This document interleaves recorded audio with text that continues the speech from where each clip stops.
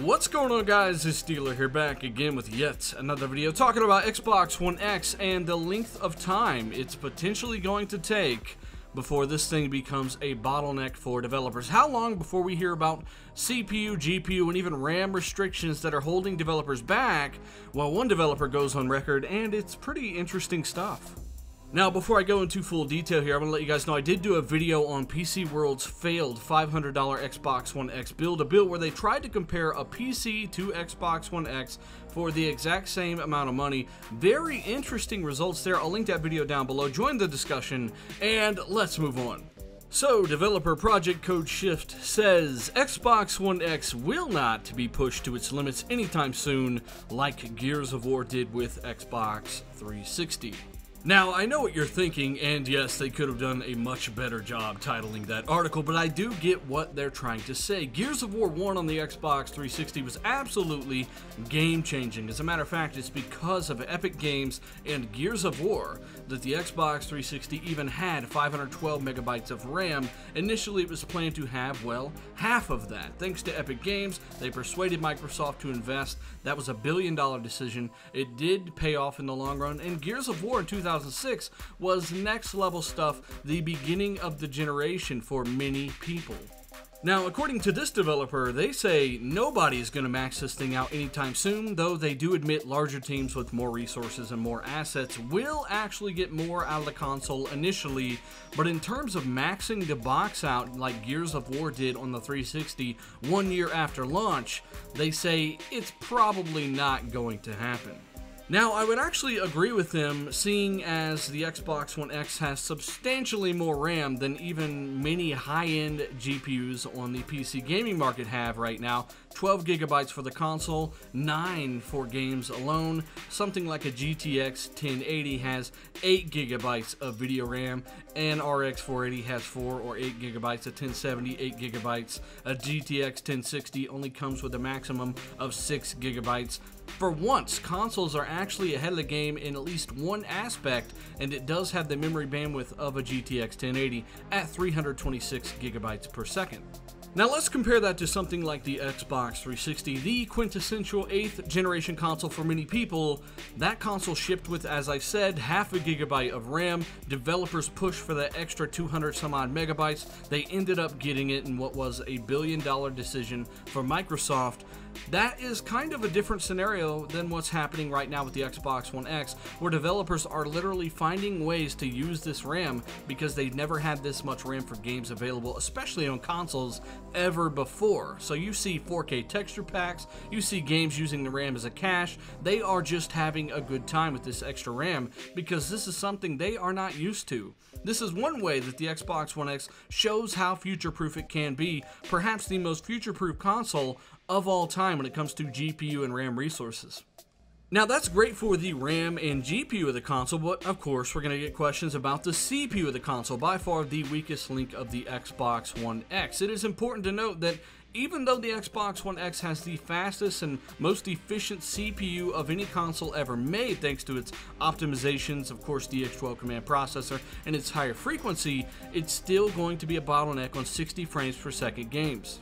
Now, of course, not every game at 60 frames per second is going to have any kind of CPU bottleneck on the Xbox One X. It really depends on the engine, of course, the developer, and maybe more importantly, the API. These things are variable, and I think you're going to see a lot of consistent frame rates on the Xbox One X throughout its life cycle. But it is important to remember that technologies like frame rate interpolation, CPU interpolation are going to play a key role over the next few years.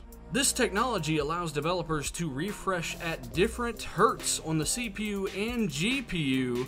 This means the CPU will not be a limiting factor when it comes to higher frame rate targets for games. Developers can keep the CPU at 30 Hz and do the interpolation technology with the GPU at 60 Hz, and it's really hard to tell the difference apparently. The only way you can tell the difference with this fake 60 frames per second is by slowing down the footage very slowly. Apparently, other than that, it only reduces latency, which is a good thing, and gives you that silky smooth 60 frames per second albeit without that CPU bottlenecking. So this is a very important technology, one of the coolest new technologies I've seen in quite some time. It is very real. There are very real demos of this frame rate interpolation working very well, and of course I think it's something to be excited for. So now, I know I just went on a little tech tangent there. A lot of stuff going on with the Xbox One X. A lot of stuff people are overlooking. For instance, Gears of War 4 has a few frame drops, some of the most intense moments in the entire game. This is true, and much like I said a few videos ago,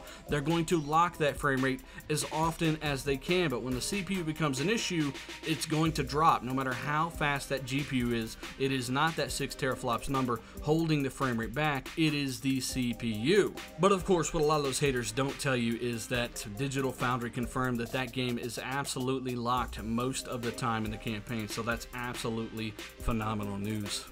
Now, I did want to speak on these Xbox One X reviews. I've gotten a ton of questions on Xbox Live and Twitter. I am happy to speak on it. I just think that it's kind of a win-loss for Microsoft. They shot themselves in the foot here, and they've done it in a few different ways. For one, there just were not enough patches ready by November 3rd, which was the embargo. Many sites released their reviews knowing that they only had 2 or 3 games to test out. They did it anyway, and Microsoft paid the price. This could have been fixed by Microsoft pushing back the embargo to the 4th or even the 5th. Keep in mind, right after the 3rd, it is the 4th now. I've already gotten 5 new patches that the reviewers did not have before launch. So if they would have just pushed it back, reviewers could have gotten a much better sense for what's actually happening with the patches, knowing that Microsoft are not the only ones pushing real native 4K titles, and getting more variances of how the developers are going to treat the console. It's also important to know that they did not get to play the latest, newest AAA games this year on the Xbox One X before they reviewed the unit. It's kind of unfortunate. There was also plenty of misinformation out there. Reviewers didn't know certain things about the console, the recording capabilities, the power, the specs. They didn't know that Gears of War 4 had a 60 frames per second mode. There was all kinds of stuff. One reviewer said Microsoft would be the only ones bringing 4K games to the console. There were just things that were just unacceptable. And if you leave room for people to misunderstand something, they're going to do it 9 times out of 10, Microsoft. So pushing back that embargo just one day would have given reviewers over double or triple the amount of games they had by the time they released their reviews. Would have helped a lot.